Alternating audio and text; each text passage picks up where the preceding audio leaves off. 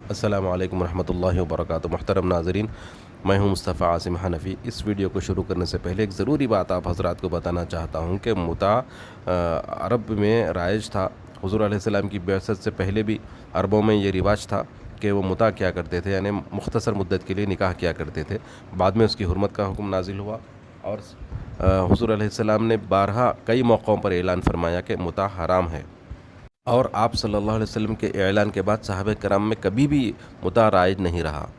لیکن یہ مردود انجینئر قرآن اور حدیث کا نام لے کر، بخاری شریف مسلم شریف کا نام لے کر اور صحابہ کرام کا نام لے کر مسلمانوں کو یہ بتا رہا ہے کہ متع جائز ہے، یہ کوئی غلط کام نہیں ہے۔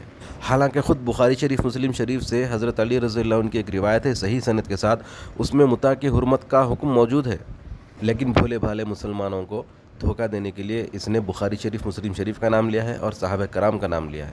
اس جھوٹ اور دھوکے کا پردہ فاش کرنے کے لیے میں یہ ویڈیو بنا رہا ہوں۔ آپ حضرات ضرور سماعت فرمائیں۔ السلام علیکم۔ السلام علیکم ورحمۃ اللہ وبرکاتہ۔ محترم ناظرین، امید کرتا ہوں کہ آپ تمام حضرات خیر و عافیت سے ہوں گے۔ ناظرین، انجینئر علی مرزا نے اب ایسی بات کہی ہے جس سے یہ ثابت ہو چکا ہے کہ یہ شخص اہل سنت والجماعت میں سے ہے ہی نہیں، کیونکہ اب کی بار اس نے ایک ایسے عمل کو جائز بتایا ہے جس کی حرمت کا ثبوت واضح دلائل کے ساتھ موجود ہے۔ حضور علیہ السلام نے بار بار اس کی حرمت کا اعلان فرمایا ہے۔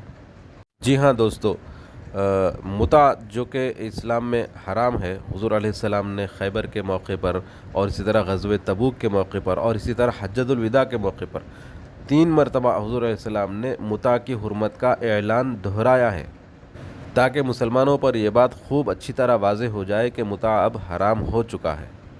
اس مردود انجینئر کا متع کو جائز کہنا اور صحابہ کرام سے ثابت کرنا ایسے ہی ہے جیسے شراب کی حرمت کو حلال کرنا، کیونکہ شراب کی حرمت کا حکم نازل ہونے سے پہلے صحابہ کرام بھی شراب پیا کرتے تھے، تو اس کا مطلب یہ ہوگا کہ شراب پینا مسلمانوں کے لیے جائز ہے کیونکہ صحابہ کرام پیتے تھے۔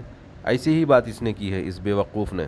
حالانکہ جب شراب کی حرمت کا حکم نازل ہوا تو صحابہ کرام نے فوراً جس وقت انہوں نے حکم سنا اسی وقت انہوں نے شراب کو پھینک دیا، اور اسی طرح جب حضور علیہ السلام نے متع کی حرمت کا اعلان فرمایا تو اس کے بعد سے یہ عمل کبھی بھی صحابہ کرام میں رائج نہیں رہا، فوراً انہوں نے اس عمل کو چھوڑ دیا۔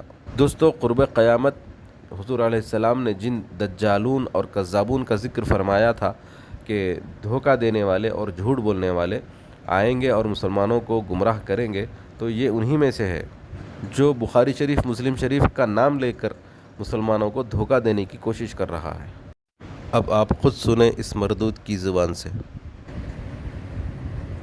متع کہتے ہیں نفع اٹھانے کو، نکاح متع ہوتا ہے، یہ ہوتا نکاح ہی ہے، یہ کوئی وہ والا معاملہ نہیں ہے کہ وہ بچہ پیدا ہوگا تو وارث نہیں، وہ جو بچہ پیدا ہوگا وہ وارث بھی ہوگا اپنے باپ کا، اس کو وراثت میں حصہ ملے گا، وہ سارے باقی سٹیٹس وہی رہیں گے۔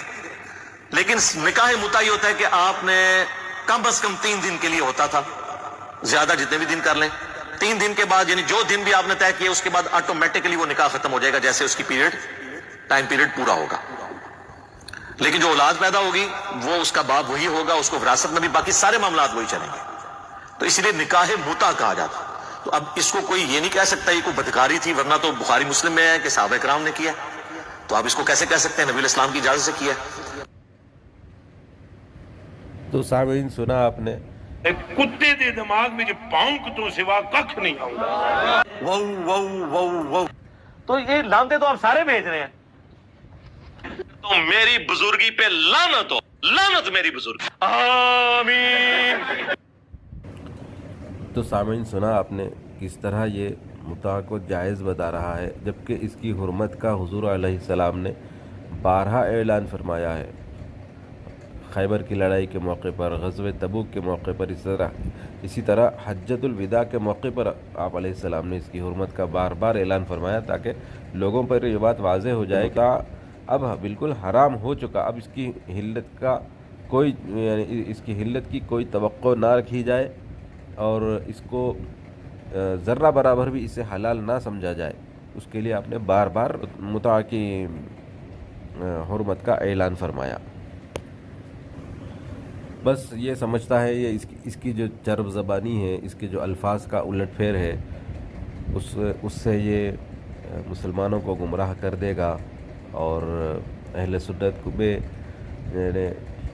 وہ چیزیں رائج کرے گا جو اہل سنت میں رائج نہیں ہے، جسے حرام مانا جاتا ہے دلائل کی بنیاد پر۔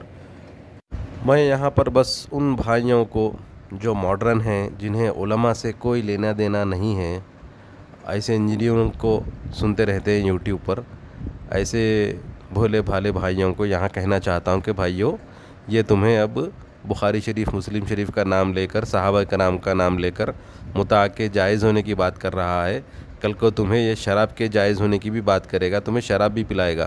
قرآن کی ایک آیت ہے، وَلَا تَقْرَبُوا الصَّلَاةَ وَأَنْتُمْ سُكَارَىٰ، تم نماز کے قریب مت جاؤ جبکہ تم نشے کی حالت میں ہو۔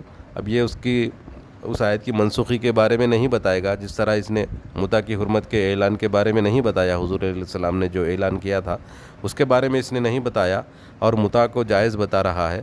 آج یہ زنا کروائے گا، کل شراب بھی پلوائے گا۔ تو میرے پیارے ماڈرن بھائیوں، اس قسم کے جاہل انجینئروں سے بچ کے رہو، اپنے ایمان کی، اپنے عقائد کی حفاظت کرو اور علماء سے جڑ کر رہو، انشاءاللہ گمراہ نہیں ہوگے۔